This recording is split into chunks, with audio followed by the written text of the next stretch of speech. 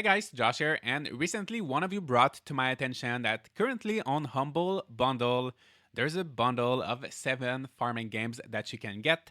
And that person was asking me my thoughts on this bundle, if I thought it was worth it or not, and what were my opinion on these games. So I thought I would just make a quick video to answer, and hopefully if you are considering this bundle, this will help you make your decision. So before we start, if you're not familiar with Humble Bundle, basically they're a company that set up these bundles of games for a limited time. And so there's 20 days left for this bundle if you want to get it. And when you purchase it, some of the money will go to the developers, some of the money will go to charity.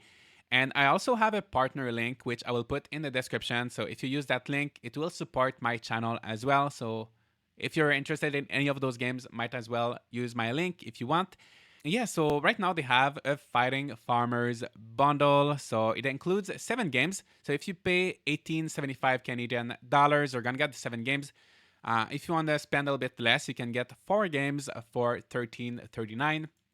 So I'm just gonna go through all of these games, give you my thoughts on each one, and then you can make your decision if this bundle is worth it or not. So the retail value of this bundle is $200. So if you're interested in getting a lot of these games, it can definitely be a good deal. But yeah, let's just get started, and I'm gonna try to do it pretty quick. So the first game is Lands Island, and this one, by the way, all of these games are redeemable on Steam, so you will get the Steam key for all of those games.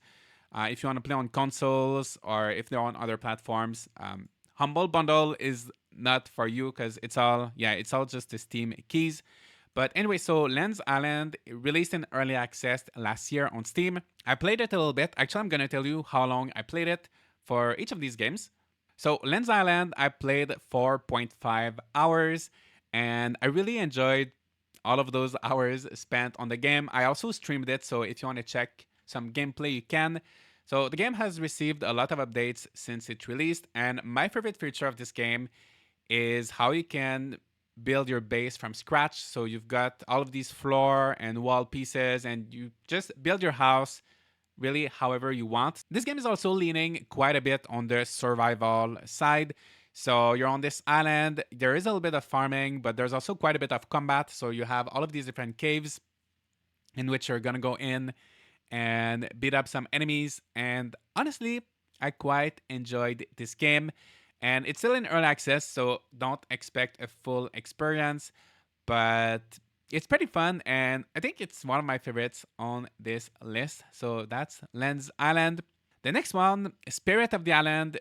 This one is not as good. So this game recently got its full release. So it used to be in early access, but now it's a full game. But I feel like it still feels like it's in early access. So it's also a game where you're on an island, you've got your little house, and you can build your farm. There's a lot of customization options in this game, so you can really decorate your farm however you want. But this game just feels a bit rough around the edges for me. It feels unfinished. And also the graphics, I'm not sure how I feel about the controls, the graphics, the UI. It just all around, this game is a little bit rough. It's not a bad game. I wouldn't consider getting this bundle just for this game. So I played this game 9 hours, and honestly, I kind of forced myself to play because I wanted to make a review, and I never ended up making the review, and I just kind of stopped playing. So honestly, that game was a little bit disappointing for me.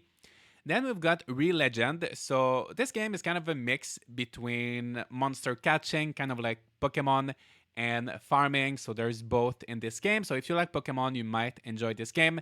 This game was in early access for so long, but it also got its full release last year. And it does feel, I would say, a little bit more fleshed out, a little bit more polished than Spirit of the Island. I played it for 12 hours, so I played a little bit more, and this game, I didn't force myself to play it as much as Spirit of the Island. Couldn't tell you why exactly, but I just kind of stopped playing after 12 hours. It didn't keep me hooked that much, so it was a good game. Maybe better than Spirit of the Island. A little bit disappointing as well, or maybe just underwhelming. So yeah, that's Real Legend. Then we've got Serin Fate, and this one is pretty interesting. It's an indie game. It was made by pretty much just one person, I believe. I played it for 11 hours. This game is kind of like, if you want to say, the Dark Souls of farming games. It's very difficult. You will die a lot in this game. The combat is hard. You will definitely die. And this game is just complicated. There are lots of different mechanics. It's not like your typical farming game. It's hard to explain, but it's just very complex. So if you want to buy this game, I would recommend watching some tutorials or watching a lot of reviews, a lot of guides. I think it's definitely an interesting game, but it's hard to get into. Once you start figuring how things work, it's fun and enjoyable. So I played 11 hours, and I feel like during the first 2 or 3 hours, I always just wanted to give up the game. But the more you play, the more fun it gets. But yeah, I feel like the barrier of entry to this game is a little bit higher than the other games on this list. But if you do get the bundle and get all of these games, it's definitely worth checking it out. If you want to just buy it by itself, yeah, definitely watch a lot of reviews and things like that. But yeah, it's a fun game. Definitely also one of my favorites on this list, but just a little bit difficult compared to everything else. So it might not appeal to everybody. And then we've got Kitaria Fables. And this game actually I quite enjoyed. The farming is very bare bone, it's very basic. So this game focuses a little bit more on the combat. And also this game plays in multiplayer, so you can play with a friend. So if you have someone to play with, you can both get the bundle and play together. That will make the game a lot more fun. I feel like this game is probably the cutest on this list. It's just a very beautiful game. And I played it for 15 hours. So that's actually the game that I played the most. And I kind of stopped playing because it is very grindy.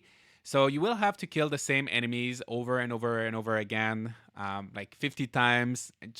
It's really grindy. You have to do the same thing over and over. And I needed to level up my equipment and I needed some items. And I was just tired of grinding the same enemies. And I was stuck with a certain boss in some ice area. So I just kind of stopped playing because it got too grindy. But if you like something grindy, and if you play with a friend, it's going to be a little bit more fun as well. The next game is Forager. So this game I played for 8 hours, and I feel like that was spread out on 2 days. So I bought the game, I played for 4 hours in a row, and then I took a little break. The next day I played another 4 hours, and then I just never touched the game again. So I will say it is very addictive when you start playing. So it's hard to play just a short session. So pretty much how this game plays, you'll have a little land. You will gather some resources, get some currency, and then you'll be able to buy other plots of lands on which you'll have access to new resources. So you will go on like that, and you'll always unlock one more thing, and you'll unlock new skills. You always like unlock new things, so that's why it's very addictive. But after a certain point, once you get closer to the end, I feel like there's not as much to do. So I think you can spend maybe between 8 to 15 hours on this game. It does feel very polished. It is very cute. I would say this game is worth it, especially if it comes in a bundle. Like, it's just a fun little addictive game. You're not gonna spend 40 hours on this, but like you can play it a weekend and have some good times. So yeah, I would say it's a pretty good game. And lastly, we've got Stranded Sails, and this game I played for a total of 63 minutes. So it's a game that I played the last on this list. It just felt a little bit unfinished, a little bit rough around the edges, kind of similar to Spirit of the Island. It's also a lot more story focused. So most of the games on this list, Kitaria Fables actually is also pretty story focused, but most of the other games are pretty like sandboxy, pretty open ended. But this one, you really do have to follow the story. And I didn't feel like the gameplay was doing anything special. I didn't feel like, I don't know. As I told you, I just played this game 63 minutes. That was for a video, so you can check out that video. But I didn't really feel the need to play it again. So I had fun for that 60 minutes, but not much more than that. And these are my thoughts on all of these games. So I would say the games that are the most worth it are Lens Island, Kitaria Fables, Forager, Serin Fate if you're interested in a challenge. So if you get the 4-item bundle, you get Forager, Kitaria Fables, but you don't get Lens Island. So I think it's worth paying like $5 more and get Lens Island. I would think if there's just one game you're interested in, if you just want to get Lens Island, I think you might as well just wait until Lens Island goes on sale Or if you just want Kitaria Fables, might as well just wait until Kitaria Fables goes on sale. But if there's more than one game that you think you would play, then at that point, I think it would be worth to just get the bundle. It's 1875 Canadian, so it's gonna be less than like 15 US dollars if you're in the US. So yeah, these are my thoughts on the Humble Bundle, the Fighting Farmers Humble Bundle. Let me know what you think about all of these games if you've played them. So obviously I'm not gonna buy the bundles because I already have all of those games. Once again, I do have a partner link, so feel free to check that out. I think it's a pretty good deal if there's more than one game you're interested in. None of these games are like world changing or like revolutionary or anything like that, but there's some you can have some good times with those games. That's pretty much it. So yeah, let me know what you think. Leave a like and subscribe if you'd like to see more content like this. And yeah, I'll see you all in the next video.